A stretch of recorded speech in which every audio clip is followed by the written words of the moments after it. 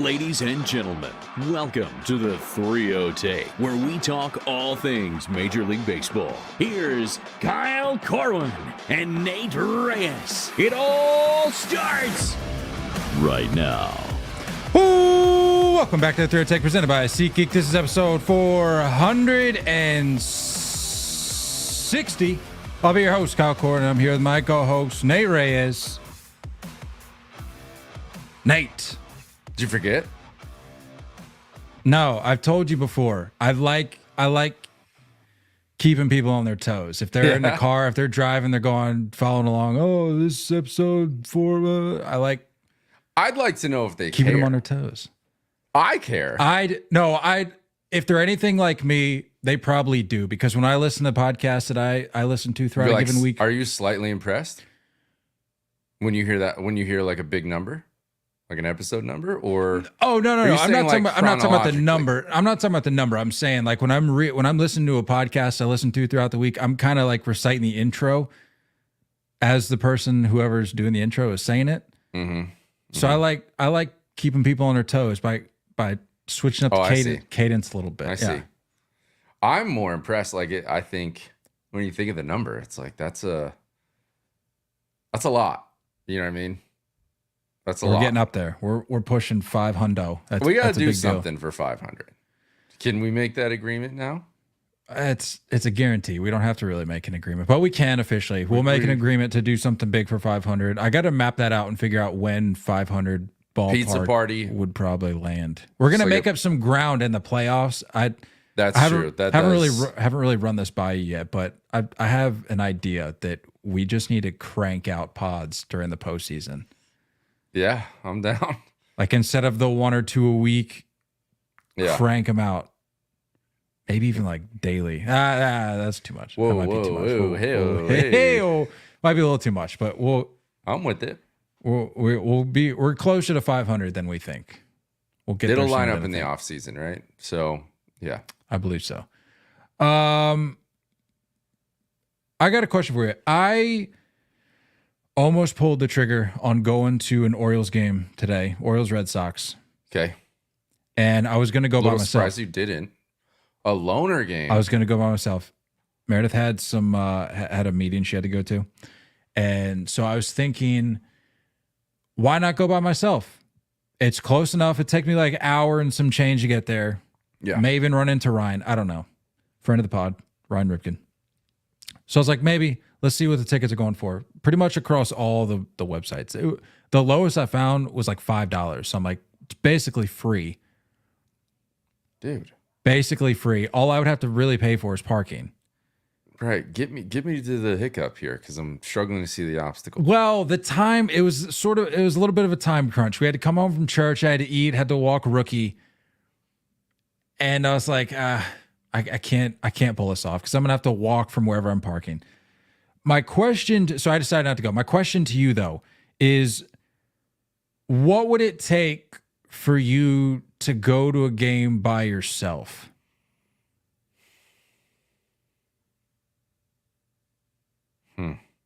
Because I've heard some people have tried it and they've actually enjoyed it. Like, they enjoy the experience of not feeling obligated to have to entertain anybody. Right. Some people go there to score the games, which is a skill I have yet to learn. Really? I love keeping score. You know how to keep score? 100%. Yeah. I gotta figure that out. 100%. I don't remember 30 and I still don't know. I think it was in high school. Cause like when I got called up to varsity as a sophomore and like barely played that summer before school started up. And so like I had to learn to keep book during summer ball, because like there's no one in the crowd or anything, right? It's summer ball in high school. Right. So yeah, I had to learn, and I think one of the pitchers taught me, and it's like soothing. Like, that is what I would do. I think if it was like if I get a ticket under $50 that had a decent seat, I would want a decent seat. I think that would be my focus, because I'm not someone who needs to get up during a game. I think I would get some seeds. I'd bring my book, and I'd just sit and I'd be set. I really would. And I'd do the beer vendor thing. If I did beer, I wouldn't get up. I would try not to pee the whole time. That's the way to go. Yeah. I think I would be in my seat the whole time, and I would keep book. Keeping book is sweet. I'll teach you. It's not hard. Once you get the hang of it, you're like, this is simple. I'm going to need to learn. I'm genuinely ashamed at the fact that I don't know how to. Yeah. All right. Good to know. Good to know. Yeah. If I knew how to keep score, I would probably go to baseball games by myself a lot more. Yeah. I would need the day to be under $100. As in, for sure. Yeah. Like parking ticket. For yourself, for sure. Yeah. You gotta keep it not under 100. Yeah. And then it would be like a guilt-free thing. I might look into that, honestly. It's kind of a nice idea. Yeah. Kind of get the juices flowing a little bit. All right, let's talk some current events here. Major League Baseball has come out and announced that they are considering implementing a 6-inning minimum for starting pitchers. Now, I have a confession to make. I will recognize that when this headline first dropped, I texted you right away with like the eye emojis. Right. And then you're like, "Oh, you like this idea?" And I'm like, and I think what I said to you is that I don't like rules that force things, but of all the rules that Major League Baseball has proposed as of late, and to be honest with you, I didn't put much thought into all of the rules they proposed, but sure. I would imagine of the majority of rules that they proposed, this one for me gets to the heart of something that I want in baseball. But it's a root issue. The root issue here. The problem is I took some time over the weekend to think about it. And I think I'm walking back the idea of me actually liking it because, and it's not that I'm really changing my point of view on this new 6-inning minimum idea. It's that that's what I'm trying to say. It's less of me changing my mind and more of me sticking to what I said initially, in that I don't like the idea of things being forced. Do I want to see starting pitching regain to use a word Major League Baseball used, prestige? Do I want starting pitching to recover that, to retain that, to reintroduce that into the game? Yes. Okay. Do I want Major League Baseball to have their grubby little hands involved, forcing you via rule, via regulation, via threat of penalty? Do I want it to be accomplished that way? No. We don't like getting political on here, but I kind of feel the same way about the government. It's like, do I want the government get their grubby little hands on my hard-earned money, on what I can and can't do at my house, things like that? It's kind of the same way with Major League Baseball. It's like, I want starting pitching to be more of a thing because I'm over, and I think I probably speak for you here, I'm over the whole like opener starter experiment. In fact, I was never really on board with that to begin with. But I want it to come back naturally. I don't want it to be forced upon us. I don't want there to be this weird threat of penalty, because then it's less about it's less about philosophy, a change in philosophy or a return to a former philosophy, and more about enforcement. And it's like, if that's how you're going to reintroduce starting pitching into the game, I'd rather just keep things the way they are, because you're eventually, and we talked about this with the pitch clock and other things, is you're going to get to the point where there's so much that you have to be aware of and be thinking of that it's like I texted you, it becomes a board game. I don't want Major League Baseball to become a board game where you have to whip out the rules pamphlet and go, well, we can do this, but we can't do this. We can do this after the 6th inning. We have to pull our DH if our pitcher has thrown only 5 innings. It's like, at that point, you're gonna implement so many rules and regulations that you're molding the outcome of the game almost, and you're putting so many boundaries around the game itself that there's only going to be so many avenues or courses of action that you can take as a manager, as a player, whatever. I just want it to happen naturally. That's all. I think if you were to take an outside stance, an outside view, I think the game could already feel that way in certain ways. You know what I mean? Like imagine describing I don't know, like a drop third strike or a balk or some weird thing to a fan that has never like really paid attention to the game before. Like imagine describing that and you're like, well, this is like a very technical thing, or even a check swing, being such a subjective rule. I think it is something that we would probably get used to. I think you and I are very obviously AL side of things. But I think if you were to look at our generation and older from the NL side of things, I think there's a lot of aspects to managing that we miss. And when we were talking, a few years ago about a universal DH, just across both leagues, we were talking about, like double switches, and we were talking about some of the management skill from the NL side. Now, I'm not saying that outweighed a universal DH. Okay. I'm pro universal DH. You're pro universal DH. But there are aspects that we lost, and there was no real way to get them back into the game. And I think you could argue that this could potentially bring back a little bit more of this management, a little more of this gut feel, instead of being so calculated, instead of being so analytical heavy. And the proposal, I don't even know if this was official or not, but the exceptions were over 100 pitches. Over 100 pitches. Giving up 4+ runs. The exceptions were if the pitcher suffers an injury, which I would hope. I mean, does that even need to be stated? Yeah, but guy goes out there, blows his elbow out, buddy. You got to stick it out. You got 2 more innings here. I don't know what to tell you. You have 75 pitches left, sir. I'm going to need to see what that other arm can do. Yeah, we'd see a huge rise in ambidextrous pitching. We'll just say that. No, the exceptions are the pitcher suffers an injury, exceeds 100 pitches, allows 4 earned runs. And I think those are the ones we know of as of now. Mm-hmm.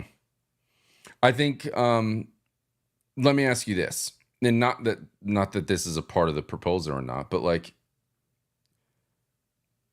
if we got this, would you give up the 3 batter minimum by bullpen guys, by relievers?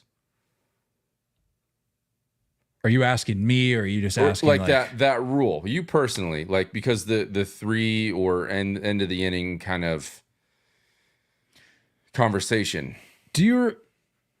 And I'm trying to be fully transparent here. I don't remember my initial take when they proposed a 3-hitter minimum for pitchers. Were we on board with that, or were we? I think we were pretty indifferent about it. I feel pretty indifferent about it. I think it has eliminated. Again, we're losing certain aspects of the game, and I'm asking what the risk reward is for that. Like, what is the reward that we've received for this? Right. And I guess it's probably sped up the game because of pitching changes and, the 5 to 10 extra minutes that you may get over the span of a game of a reliever warming up. But what I'm saying is that, like, we've lost a lefty specialist, right? Like, we've lost the art of a certain amount of things. I think pinch hitting is pretty dead. Like, there's a lot of things that we've lost in this game. And it just makes you wonder that if this 6-pitch, the 6-inning minimum could reintroduce certain things that we used to have. Is that crazy to say? Like, I personally, I'll err on the side of me being a fan of it, because it does give us something. It does allow a manager to have to play chess a little bit more. And I don't think there's anything wrong with game planning or having an idea of what you want to do in case this happens. But at the same time, like it's broken down. I'm so sick of numbers being shoved in my face of like second time through the lineup, what's the OPS? Third time through the lineup, what's the OPS? Like enough is enough. Like at the same time, does that have to be just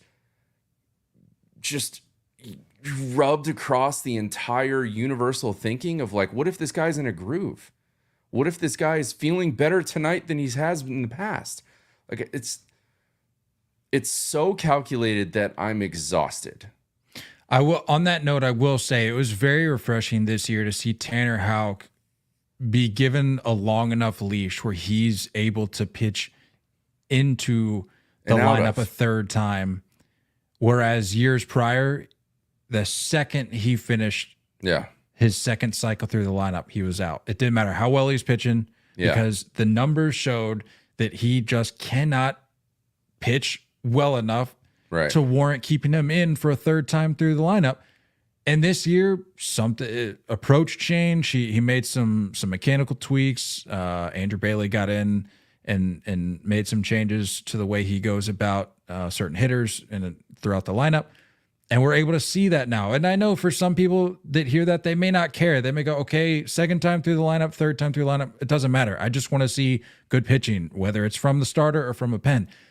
I hear you, but as somebody like myself who appreciates a starter who can be a horse for you, that can, I know it's crazy, pitch into like, I don't know, the seventh inning.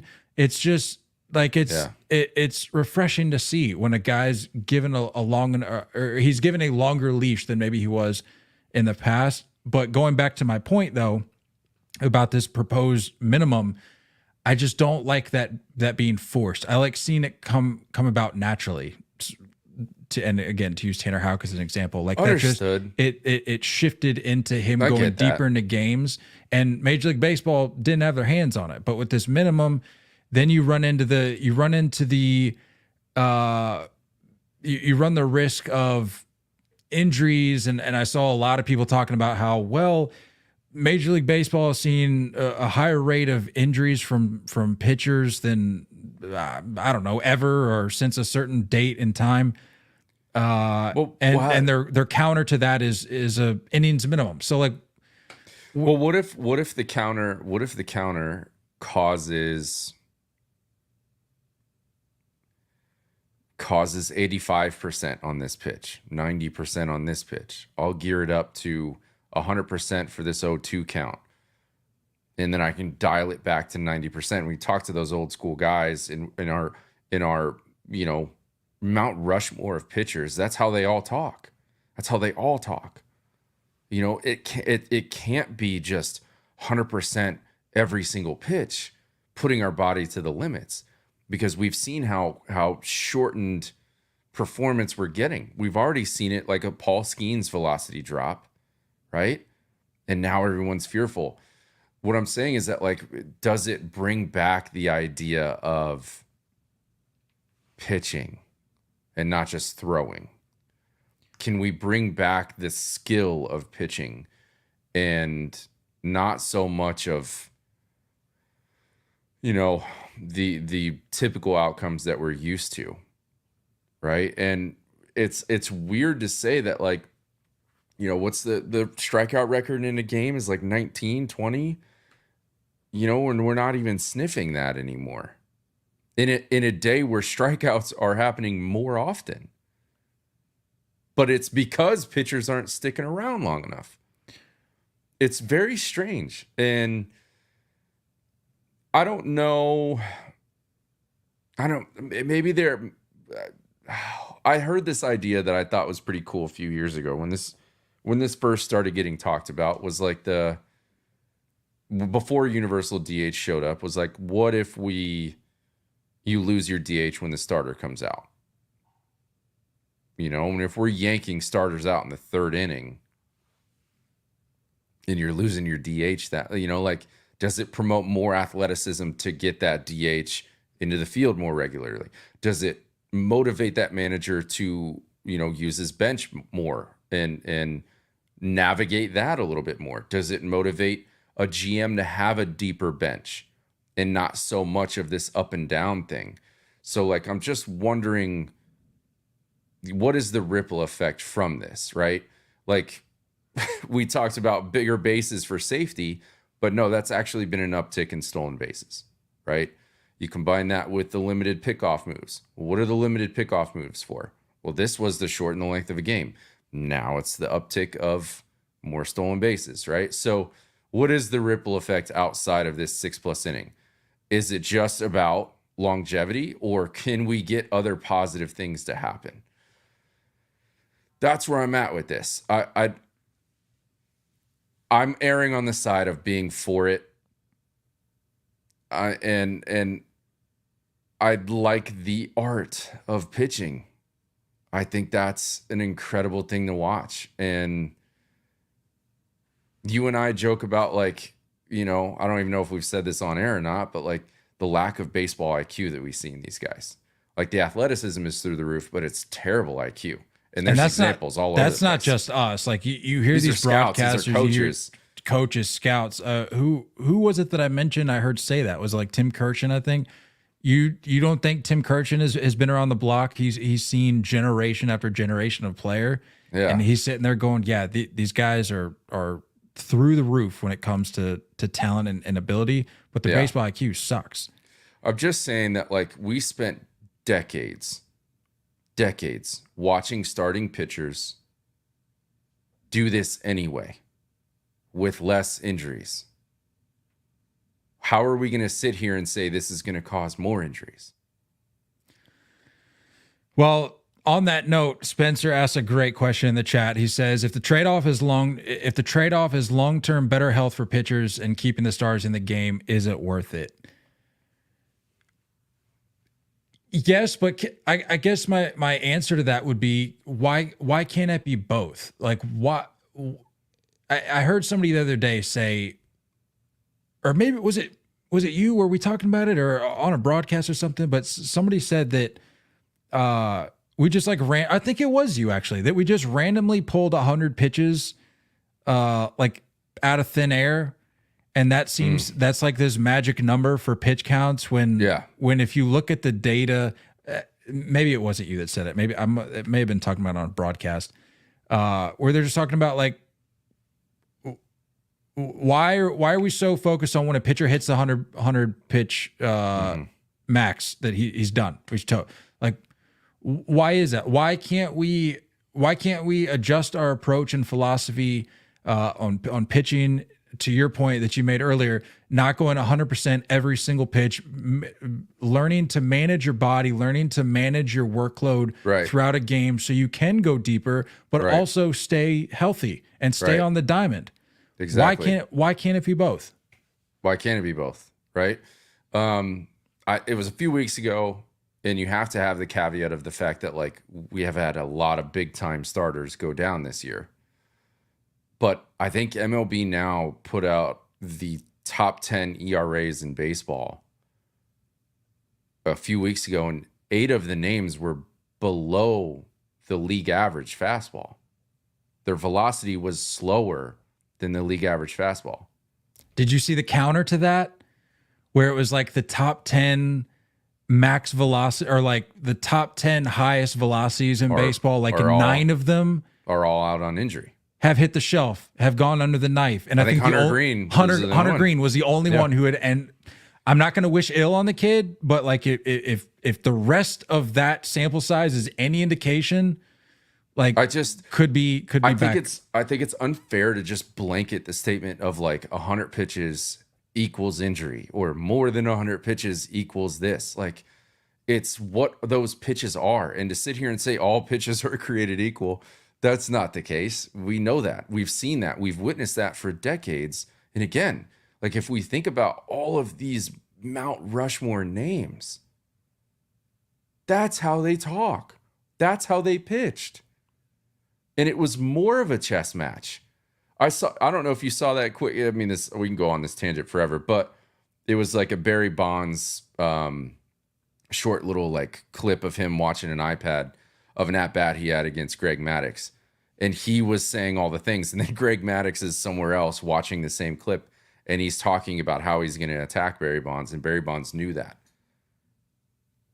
When's the last time you've heard one of those conversations? When's the last time? Because every hitter's response is, I just want to get on time. How about it's like, know the guy that you're facing and understand an approach of when certain things happen in certain counts and how a pitcher is going to attack you. Like the mental side of a game has just really changed. And I'm not saying we need to be this way or that way. I'm just saying that, like, I think this could have a very good ripple effect, even though we're so worked up about a big rule change that is game board, like I get that. I definitely understand that argument, but it feels like there could be some good things that come out of it. This is probably not the best comp, but it's just the first one that came to mind. It's like Major League Baseball is England, and the game and the players are the 13 colonies. My feeling on this whole pitcher minimum thing is like, talk to them. Intentions may be good, but leave it up to the people. Leave it up to the game. Let like I said, let the philosophy calibrate itself or adjust. I mean, I get that. I don't need the league jumping in and be like, hey, this is how it's going to be now. Sure. Well, this is going to be voted on. All of it is voted on. All these rules with the MLBPA are going to be a part of the equation. It either gets passed or it doesn't, right? It's like a bill in Congress. You know what I mean? Like MLBPA can shut this down and we won't see the light of day with this. No, but again, it's not the concept that I'm against. It's just it's the enforcement of it that is and threat of penalty. It's just going to be too much, and it's like if you think that Major League Baseball is going to like pull back, they're going to go laissez-faire all of a sudden and be like, hey, we had this rule for 3 seasons. We're going to pull it back, but we're going to hope that you guys are going to. It's not how that's going to. It needs to come about naturally. And so if Major League Baseball does this, it's going to be a rule until they decide to do away with it. It's not going to be, hey, we want this to continue to be a thing, but we don't want to have any part in it anymore. It's either going to be all or nothing. And I think that's too much. No, I mean, I think there's little things you can put that guideline out there with, right? Like the mound visits. Everyone is up and roar about the mound visit. And I know this is like a way drastically less, it's like way less drastic, but the mound visit limitations, like now we don't even notice. I bet there's a lot of people that go to the game and don't even really pay attention to that on how many visits are left, right? It's not even really that much of a factor. But what if it's something as simple as that, like, hey, if it's less than 6 innings, if your starter goes less than 6 innings, you lose a bench guy. Tell me what bench guy you're losing. Well, that just cross them off the list and you can't use them for the rest of the game. Like if there's some type of punishment where maybe it doesn't come into the play, like there's plenty of games we watch where we're not going to see every bench guy. Plenty of games. So what if there is one where it's like, that is the punishment and sometimes it shows up, sometimes it doesn't. You know what I mean? Well, that line of thinking goes back to the beginning, like the very first conversation we had about any sort of major change in rule or gameplay that Major League Baseball tried to introduce. And it was the thought that do what you're going to do, but don't affect I don't want to say integrity of the game, but like don't do something that overly impacts the actual play of the game. And I think something like eliminating a bench guy would be one of those things that doesn't fall within that realm. It's not, you're not, if a guy falls short of the 6 inning minimum, you're not giving the other team 2 outs to start the next half inning or something. Because that would be, I'd be like, okay, now we're getting into serious board game mode here. And we're starting to put all these penalties and restrictions into the game. A bench player, or removing a bench player, I think would be something that would serve as a good idea because it's like, it certainly impacts the game. But to your point, there are plenty of games where it doesn't even come into play, so it wouldn't even matter. So yeah, I'm on the fence about it. I know how I feel about the concept. Like I said, I think I we could want all to see agree more starting pitching. we could all agree that we would enjoy the outcome. It's how you get there. it's the process of getting there. Yeah. And I don't disagree with you there. I don't know. We'll see. I did read that it would take years. It would take like years to implement this. So this Yeah. probably won't be something we visit for a long time. It would take a long time. Well, number one, because we don't even have the next CBA until 2028 or That's something. true. Yeah. But number two, I mean, it's the fact that like this has to go. This is a systematic change. This is the way you're bringing guys up through your system, and the ripple effect of getting into college and youth ball. You know, like it changes a lot of the approach of pitching. Let's talk Aaron Judge. I feel like we just talked about Aaron Judge last episode, but I was unaware that he was knocking on the door of I forgot, to be honest with you. 300. I think it was like you get like oddly numb to what he's doing, man. I mean, it's crazy. Yeah, we haven't talked since he hit 300. I think it happened like the day after we recorded last. It did. Go figure. Yep. But wanted to get your thoughts on the mark. Wanted to get your thoughts on, in my mind, in my opinion, the ridiculous proposition that he's even within the realm of reaching any sort of home run record in terms of a career. Yeah, he's too old, unfortunately. Don't know why that's even a conversation that's even taking place. Although your boy Juan Soto was like, yeah, I'd love to see him do it.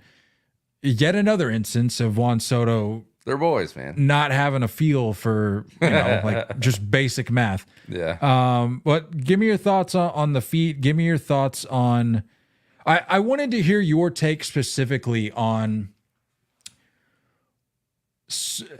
him specifically as a hitter. Obviously, since we're talking home runs, but in terms of the length of time that you've watched him as a hitter in the years that he's been up in the league, which, as we know, got up. He was for all intents and purposes, a late bloomer as it compares or relates to. I mean, he went all the way through college, right? And I don't think he cracked in. I think end of 2016 is when he made his debut with a September call up, and then didn't do anything.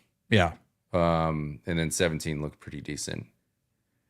So, has there been a shift in his approach as a hitter as his career's gone on? Because I feel like if a guy is this talented and is capable of putting up the numbers seemingly year after year the Judge is putting up right now, why then did this story not get started sooner? Because I have to put my anti-Yankee bias aside here. As a baseball fan, I would have loved to have been able to follow the possible path to a career home run record from Judge as a baseball fan. But unfortunately, we're not going to get that. But it sucks because what he's doing year after year, if you were to extrapolate that, if you were to give him the time required, assuming he stays healthy, I feel like he does that. I know. But for some reason, just didn't get an early enough start to enable him the opportunity to do that. Yeah. So what do you think, in your opinion, has occurred? Probably, I would say the last handful of years, especially given his power surge. Yeah. What do you think has happened? What do you think has changed? Two things I want to get out of the way before I get into it. Number one, if you're a broadcaster, I won't say aficionado, but like an appreciation for broadcasting, Ryan Ruocco on the call killed it again. Ryan Ruocco, to me, is going to be one of the best when he gets like a full-time broadcasting job. Number two, it was on a 3-0 count, which he hasn't hit a home run on a 3-0 count in like 2 years. So that was pretty neat. And it was like 6 or 7 inches inside. He pulled his hands in and just yanked it down the line. And this was following the intentional walk for Soto, correct? It was, because Soto had the 4 home runs in 2 games. So Grady Sizemore getting immediately introduced to some crazy hitters going on. But I mean, he's pretty polarizing for his methods that he teaches, but that teacher man, old guy that he goes to, he's a chubby old guy, and he talks about like this like flick, and he kind of it's a little bit of a barrel dump, but it's been something that judges adopted, because like you can go back, even I think they were showing clips of his first career home run.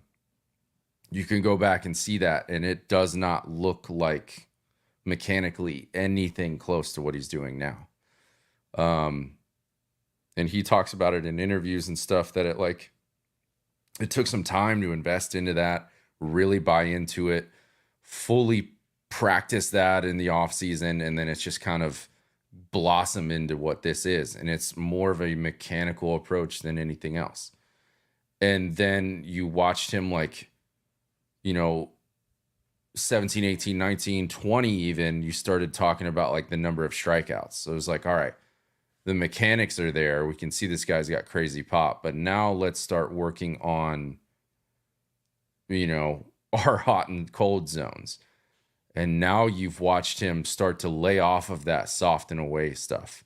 The slider down and out that he usually pulls off of, the fastball up and in, all of this stuff started to come about. And then he starts using right field more. And now you could argue he, prefers that ball away to stay away with it.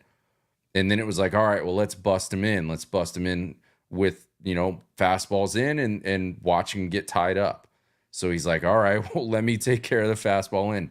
And now this year, obviously last year and this year, I think what you've seen is like the full on complete hitter of Aaron Judge. The mechanics are in check, right? The approach is in check. I can take care of that fastball in. I can still get to it. I can stay, I can spit on the stuff that's down and out, and I can stay away on that away, ball in the zone, and just use Yankee Stadium to his benefit. So it's just like this full, complete hitter. And it speaks volumes when, I know we're not like in love with batting average anymore as a game, but like this man's hitting 332 at this very second with an 1168 OPS. He's slugging in the 700s. Slugging. Like we have guys in this lineup that don't even have an OPS in the 700s. It's insane what this guy's doing. So this is like to be the most complete. And I think when it's all said and done, we'll probably look back at the way we look back at like a Jacob deGrom or like a Tim Lincecum, guys that were like so dominant in this period in their career. But when you look at like the overall career numbers, you're like, no, that doesn't really tell the whole story. I think Judge is going to fall into that category. I could see him finishing in the 450 to 500 range in home runs, and you're really not going to be able to look at like the grand scheme of numbers and compare him to the big names and say, no, this guy was up there with them because of the late start, because of this mechanical thing. But from here, it's just like, all right, we'll stay healthy, age well, and put up numbers, because it seems like he's really kind of clicked on all levels. Fastest player in MLB history to reach the 300 career home run mark. Did it in 955 games. And in his 3,431st at bat.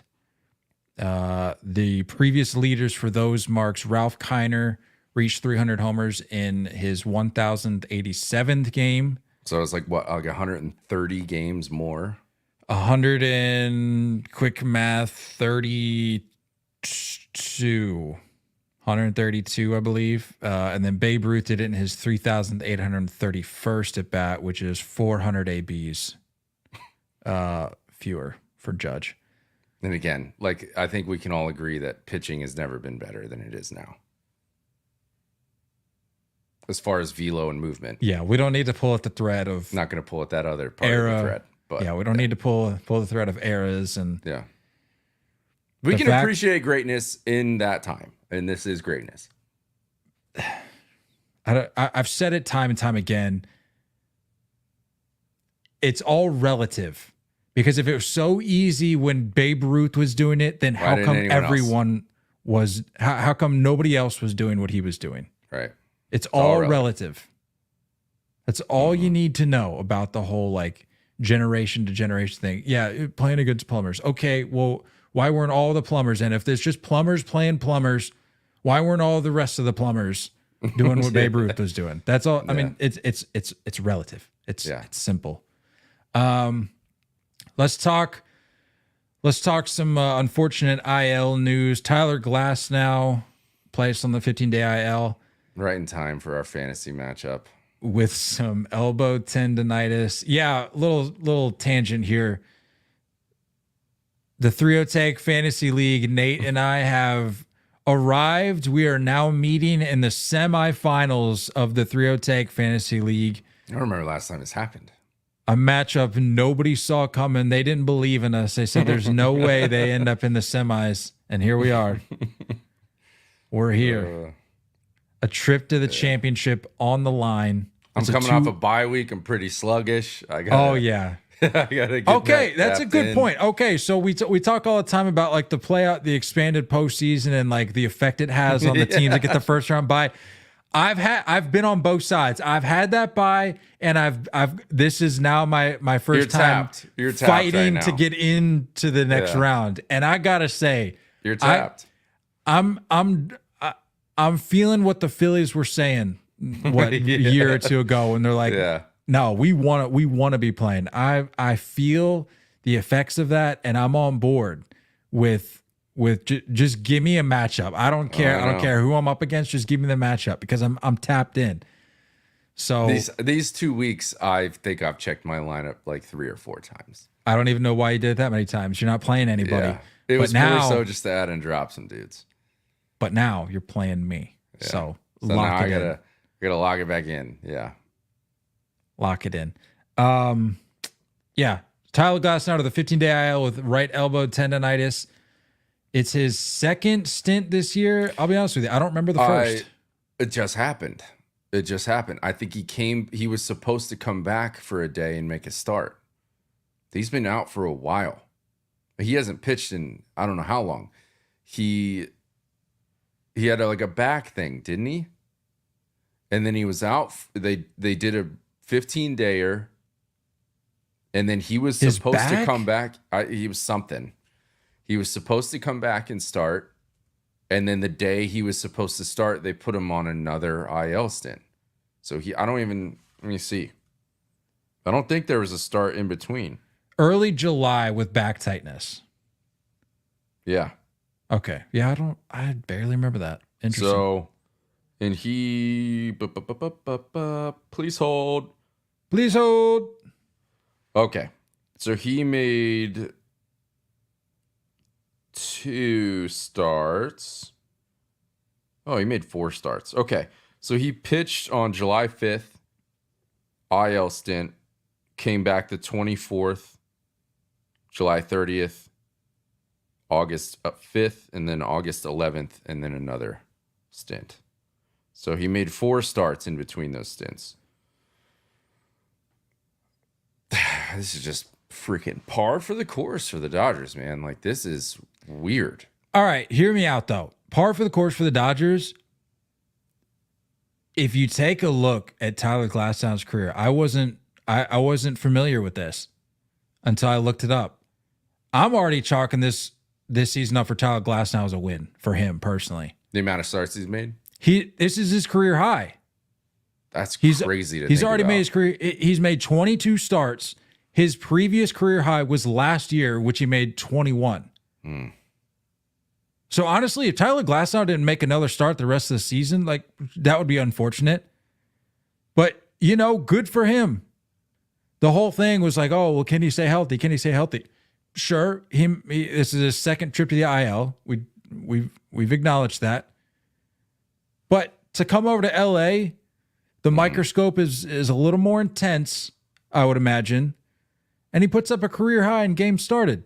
I don't think any of that matters. I think he needs to be back For him the personally, postseason. though. Sure. I'm not saying for the team or the postseason. I'm just saying for him personally. I'm just saying the perception is only going to be positive if he is back in pitching in the postseason, which I'm assuming that's what this is about. I would go ahead and assume it.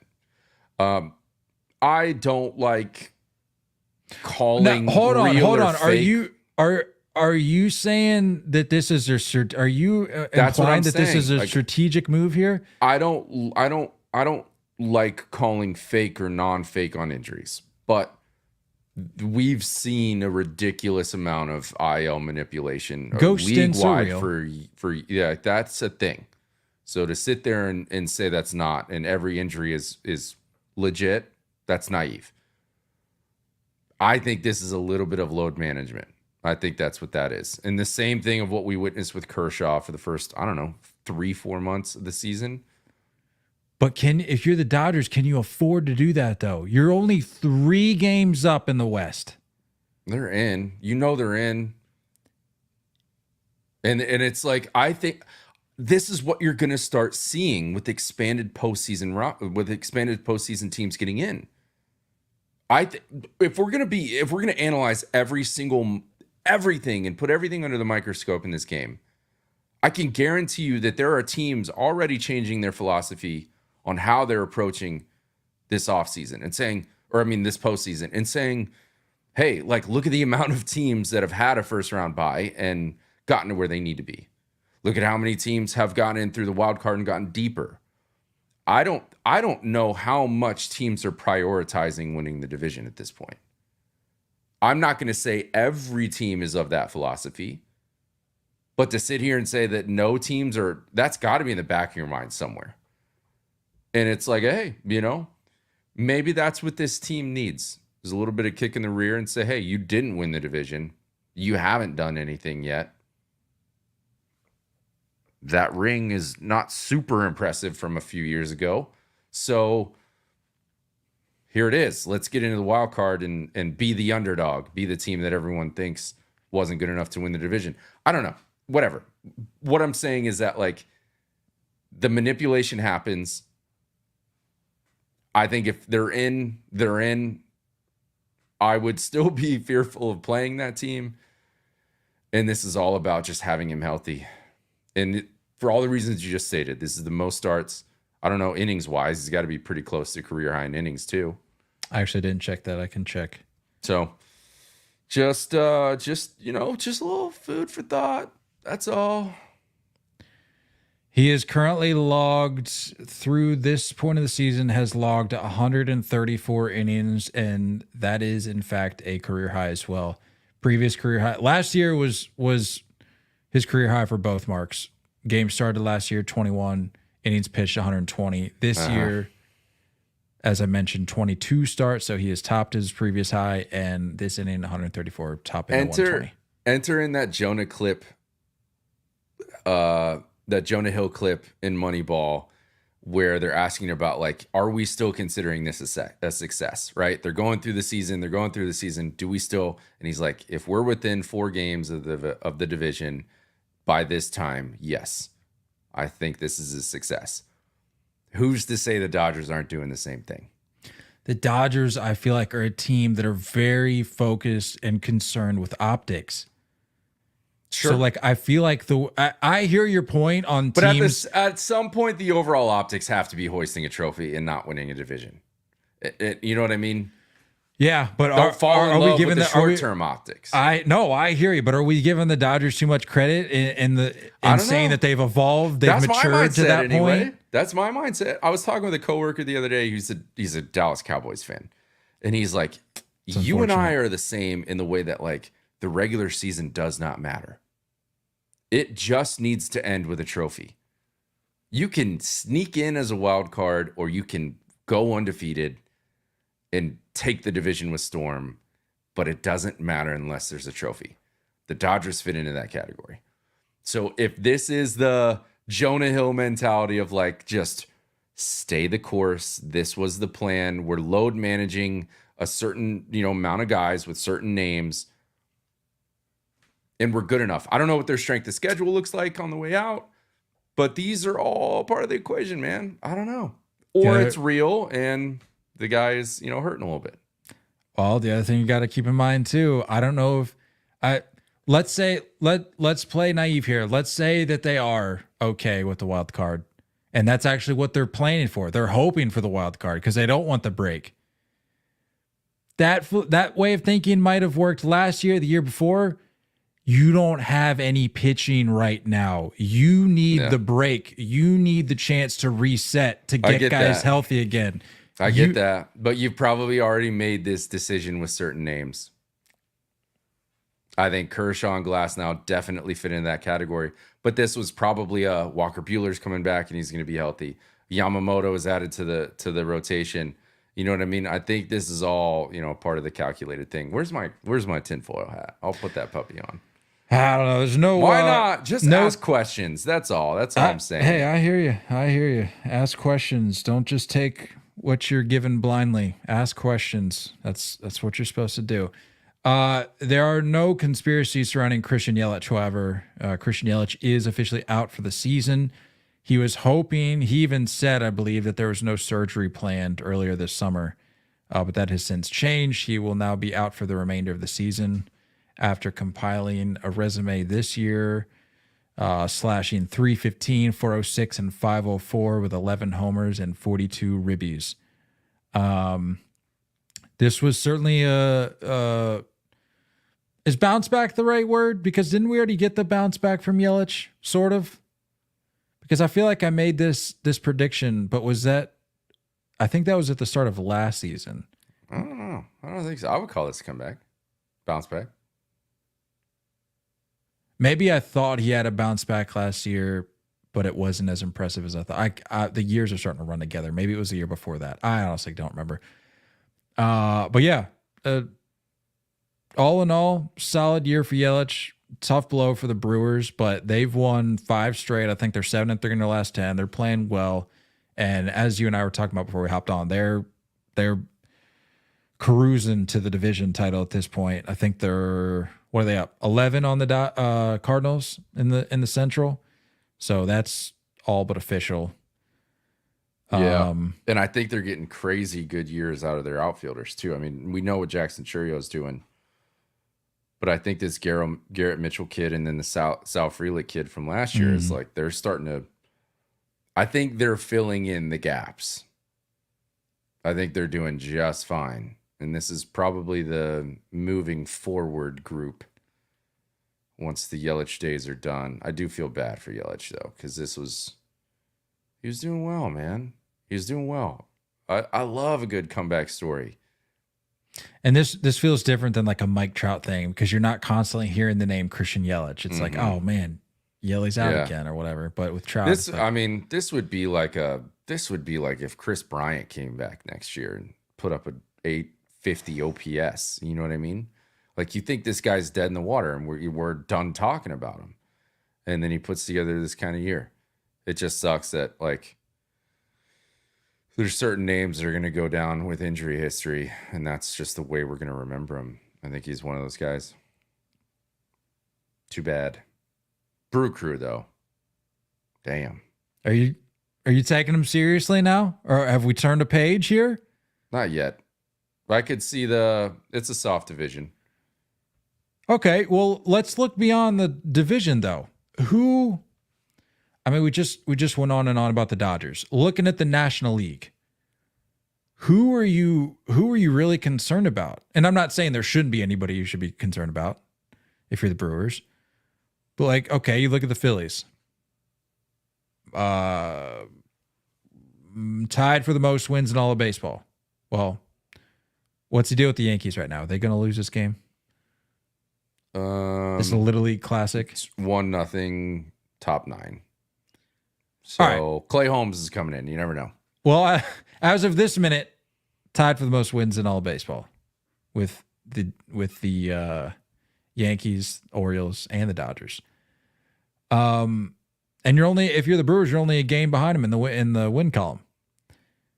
The Dodgers, we know what they are. I mean, are we talking about a legitimate chance at the very least the NLCS here if you're the Brewers?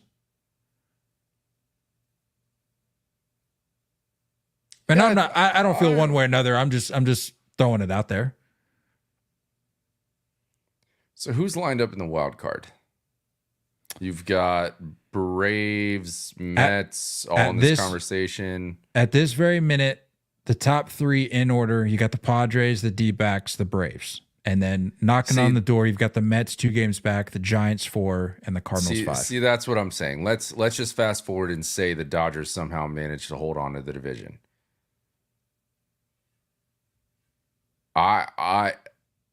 If I'm the Brewers, I don't know if I can handle what the Padres and Diamondbacks are about to do.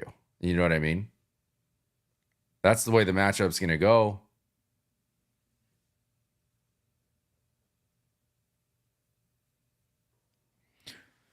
Why do I always get brain fog when I'm trying to map out the postseason matchups? So if they finished with, let's just look at it snapshot right now. No, they're going to get the Phillies. They're going to get because let's just say that the Phillies are going to have the best record and first round bye. They would then get the NL West winners, which would probably be the Dodgers. No, as the first round bye, you would get the Phillies would get the wild card team. The worst wild card team. Right. After first round bye, right? Why? How does like the wild card bye is what I'm saying, not like first round like us. I'm saying like the wild card bye. So like you're chilling, you got a week off, right? They're gonna get the wild card team. That means if in fact the Phillies hold on to the best record, they're gonna get the wild card team. Yeah. Sorry, yeah. I get what you're saying. Yeah. The Brewers are gonna get the wild card team. The Brewers are gonna get whoever comes out of the West, unless of course the Brewers find a way to have the best record in the NL and get the wild card team, which is either going to be the Dodgers, the Padres, or the Diamondbacks. Are you taking the Brewers over any 3 of those teams? I'm not. Maybe the D-backs. Padre, I don't know. I know the D-backs.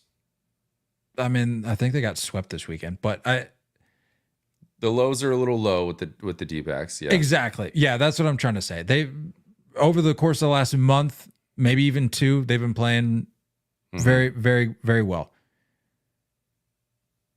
I feel like I could see myself going with the Brewers over the D-backs. Those other 2, maybe not, but it just takes a series or 2 to get hot, and you're in the NLCS. Yeah. I just think the NL is too good. Yeah, I don't know. It honestly, what's going to dictate a lot of this is who comes out of the West. That's 100% at the right. top. At the top. And like again, I even though the skid is happening, like the Phillies are still this way. You know what I'm saying? Like the Brewers have been dominant. They're just now tying the record for wins in that column, right? One short, but yeah. The Phillies, I mean, you got to expect there a switch to get flipped some point. Phillies go take that best record in the NL, and you're talking a Brewers matchup with the West winner, and the West winner is going to be one of 3 good teams. I feel like we have that wrong. I don't think we do. I think the Phillies will get the wild card team. It's a top seed versus the bottom seed.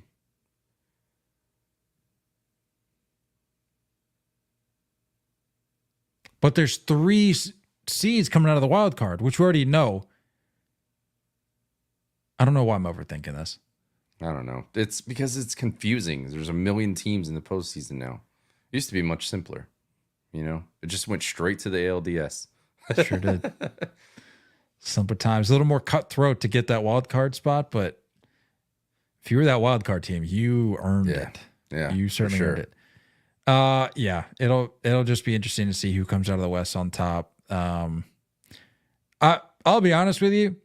If what we talked about, if the Dodgers are like, hey, let's just punt on the division, let's take the wild card route. I'm just gonna say it right now. I could see him getting bounced in the wild card. I really could. Because we're super used to it. I really could. Used to yeah, seeing but it. like we this is just I know we say, oh, the Dodgers every year it seems, but like I think we very well know this is a different Dodgers team. The makeup is different. The amount of money, shockingly, somehow is on a different level. And even with the injuries, I feel like on paper, Dodgers shouldn't be a team that gets bounced out of the wild card should they end up there. But we know that these playoff series are not won on paper. And with the state of their rotation, That's fair. I could see him getting bounced in the wild card. I really could. That's the other conversation, is that if they want to go the wild card route, you need more pitching. Which was my point of I don't think they are punting on the division because they need the rest.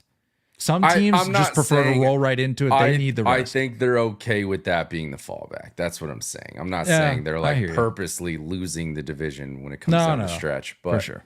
I think that there are a lot of teams that are just very okay getting into the wild card because it keeps you guys hot. And that's probably their mentality right now. It's like there's a lot of pressure on the offense. I hear you. Let's talk Players Weekend. Let's wrap this thing up. Is the Yankees game over yet? Can we officially tie a bow on this? No, bottom. It's Clay Holmes. I told you. Bottom 9. Love that. And- Yankees are up 1-0. I see. Yeah. I gotcha. All right. Well, by the time hopefully we get to the end of this segment, Players Weekend will officially be over. Who knows? Any thoughts? Any takeaways from the weekend? And I'll just get it out of the way right off the top here, because I know you want to say it. Or do you want to say it? I don't want to steal your thunder here. Do you want to say it? Just a lot of school supply bats. That's all. I mean, it's everywhere you look. I could not flip on a game without seeing 6 to 7 pencils or crayons in either lineup. Yeah. Like, Bryson Stott breaks out the pencil. What was it? Last year? Yeah. And then all of a sudden it was, but I No. guess it eliminated any sort of creativity. To be fair, I don't think it's the players selecting this. I think it's the players that don't have any idea of like something creative to do something with. And then Victus and Chandler and TL are all just like, here's a crayon. I don't know. There's just a lot of those. But before getting into like the equipment, I think it was some cool stories. I saw Kyle Finnegan, that he went to, the closer for the Nationals, went to I think it was a children's hospital out there, and like those kids actually like just like drew in his cleats. He gave him blank white cleats and they painted on him and stuff, and he like went and spoke with the kids. Like I think that's what, there you go. See, double. I think that's what like this is about. Like I want to see those videos. I want to see more of those, because that's what this weekend, a lot of it is about. Who, by the way, I'm just going to go out there and say it. Kyle Finnegan looks like when Shrek turned into a human. You know exactly what I'm talking about. I know exactly what you're talking about. You know exactly when he turned from an ogre into a human. By the way, a name I think we already mentioned should have been traded at the deadline. Not sure why he's still in the Nationals uniform. But I don't know. He's like top 5 in the league in saves, I believe. Yeah, but anyway, him, Freddie Freeman doing like I think he's talking about like his son and the stuff that he's going through right now, and like the foundation that they're trying to get connected with for that syndrome that his son Max is dealing with. So there's some good stuff. There's some good stories. That's what we're here for. That's what this is supposed to be about. I didn't get too much of like the who helped get you here stuff. Well, I told you, I saw that article. whoever came up with this title needs to be fired. I'm sorry. Just such a weird title for an article. I was scrolling just some headlines from Players Weekend, and I don't remember if it was MLB.com or something, but the article read something to the effect of Bobby Witt credits his 4 moms for helping him get to where he is, or something, like I said, something to that effect. I'm like, okay, clearly clickbait. They want you to read into what this means. Click. What did I do? I clicked it. And if you're listening to this, you're probably going to click it too, but I'll save you the click and just tell you what it was. I read through the article, and I think one of the first sentences was it's a rephrasing of the title. And it's like Bobby Witt credits his mom and 3 older sisters for helping him achieve his dreams or something. And I'm like, what in the incest are we talking about here? Like, that's such a... What in the Game of Thrones do we got going on here? I mean, Bobby Witt, nothing against Bobby Witt, nothing against his mom, his sisters. Love Bobby Witt, friend of the program. But the guy... Did you drop a program? Friend of the program. Whoever wrote that article... Reconsider your life choices. That's such a weird, like, come up with your clickbait elsewhere. That's just a weird headline. Super strange. 4 moms, come on. Reconsider. It was probably a quote. He's like, yeah, I felt like I had 4 moms when I was a kid. I don't know. It's probably something weird. Well, if that's the case, then my apologies, Bobby Witt. And your heart's in a good place, and I appreciate you. So clearly you clicked on it, but you just didn't read. You just... Well, that's what we do these days. We just we read headline article. Article headlines. Now I need to feel like I got to go back and read that to see if I'm. Yeah. It probably was him. Yeah, I just wish I saw more of the other stuff. I'm trying not to sound so cynical, but like the numbers on the sides of the hats. I don't know. I would have liked to seen like, let's do the stories in the numbers. How about that? Like the numbers on your back be filled in with something. If it's one of your kids' designs, if it's one of the children's hospitals things, like put that in your numbers. You know what I'm saying? Like have fun with numbers. The things on the hat, it was just like random. And yeah, that looked like the designer at NASCAR got drunk and decided to just create a combobulation of whatever. Yeah, it's just odd. By the way, apologies to Anthony Castrovince. It was definitely a quote. Wasn't it was definitely a quote. That's on me, Bobby. That's my bad. Well, hey, that's on me. You gotta do what you gotta do. Hey, I'm getting his jersey here soon, like within a couple dub weeks. Is what you're saying. So, I'm gonna make it up to you, Bobby. I promise. I'm gonna snag that royal or that baby blue tie game. I told you. The New York Yankees have blown the 1-0 lead in the 9th inning of the Little League Classic in Williamsport, Pennsylvania. You love to see it. You love to see it. Yankee fans everywhere ready to throw their phone through the television screen. You love to see it. This is what I'm saying, though. This is the maturation of the man you're looking at. The regular season does not matter. Maturation is not the right word. You've just given up on the Yankees as a whole. It's a lifeless fandom. I'm not going to get too high or too low on the regular season. Speaking of Little League Classic, as we've said the years prior that they've done this, an awesome experience.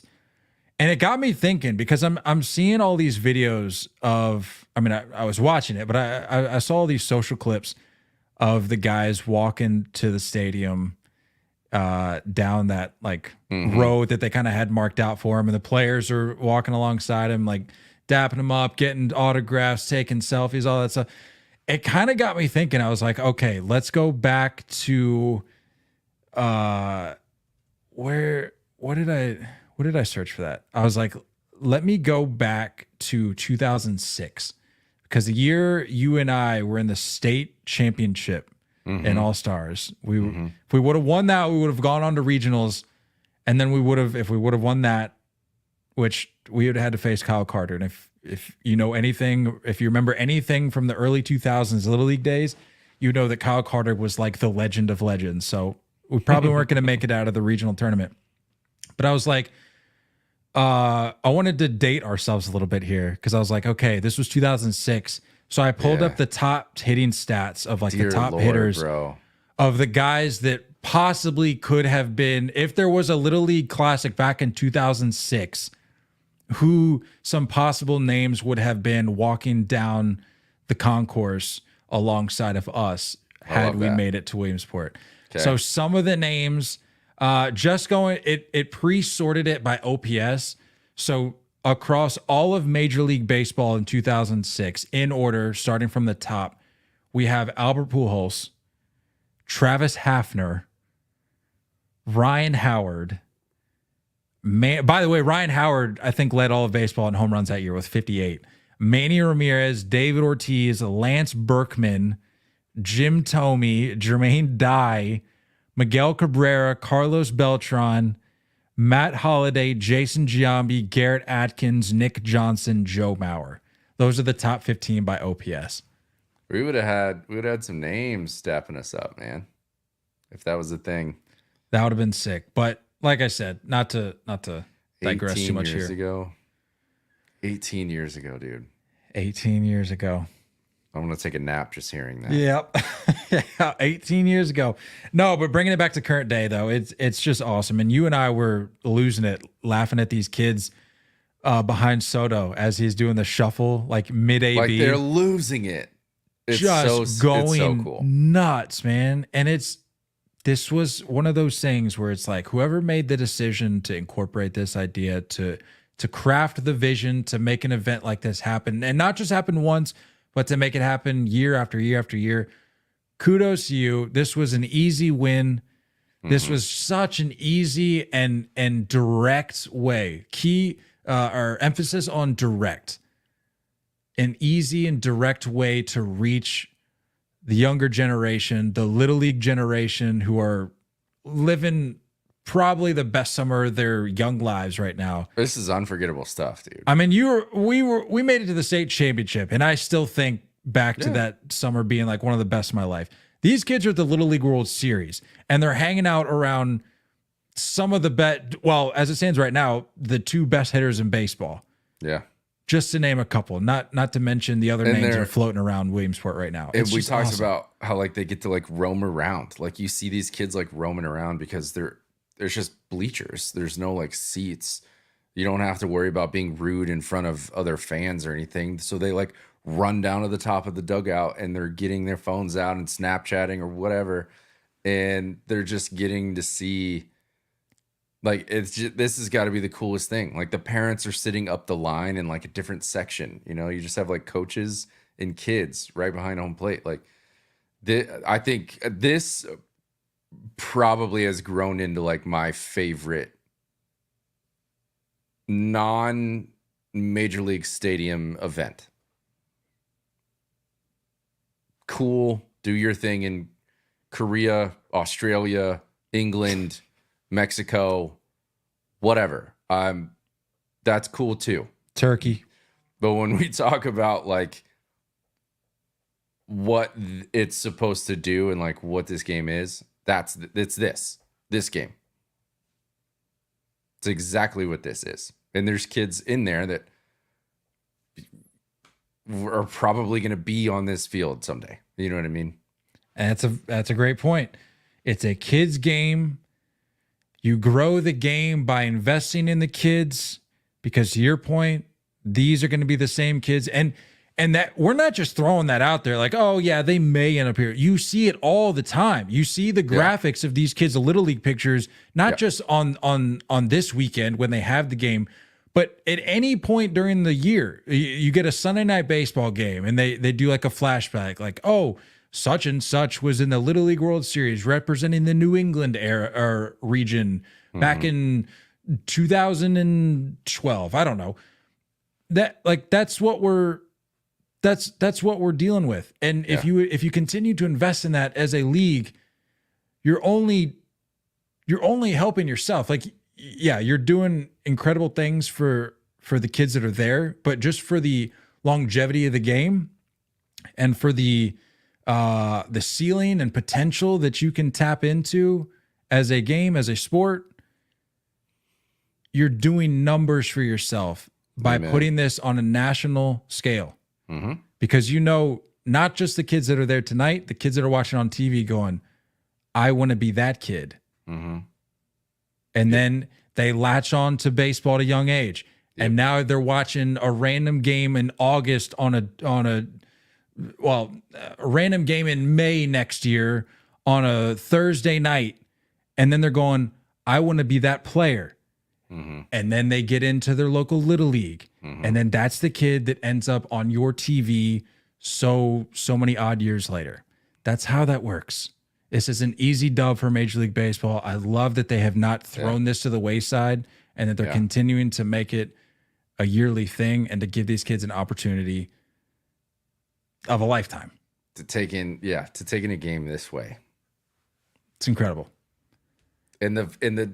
I love that there's like no old creepy men trying to get like shoving kids out of the way to get their ball signed.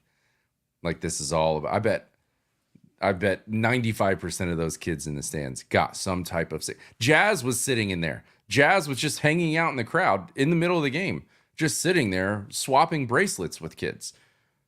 Like it's got to be the coolest environment. I'm jealous. I wish I got to experience that as a kid. Well, I don't know if we can be so certain that no creepy old men are in there. There's probably a few. Zach Hampel probably transformed himself into an actual chair. So he's probably just like sitting there like this, trying to blend in. You didn't hear? He got like trampled today at Camden Yards and like started screaming at Oriole fans. He was at Camden today? Yeah. I only know this because I'm in the freaking Twitter timeline of Orioles fans thanks to Ryan. So a steady stream. Yeah. He got trampled. He started like yelling at dudes after like an Adley home run or something. I don't know. Well, I'm glad he's not in Williamsport. Leave those kids alone. He got like bumped into the foul pole, I think. Oh, awesome. Yeah. Unbelievable. Guy's anyway, pushing 50, isn't he? Like, stop. Stay out of Williamsport. Leave those kids alone. Anyway. Just hanging out in the trees in the back. And anyone saying like, oh, why are you taking unnecessary shots at Zach Campbell? We've brushed shoulders with him on multiple occasions. So yeah, I know. I don't want to talk about it. I'm not giving that guy any more airtime. Anyway. 2 different cities too. Unbelievable. Anyway, that's all I really got. You got anything else before we get out of here? No, good app. That's a good pod right there. That's a good pod. That's a well done, well executed pod. Rate, review, subscribe, get your booty on YouTube. We're doing something at what? How many subscribers are we doing a giveaway at?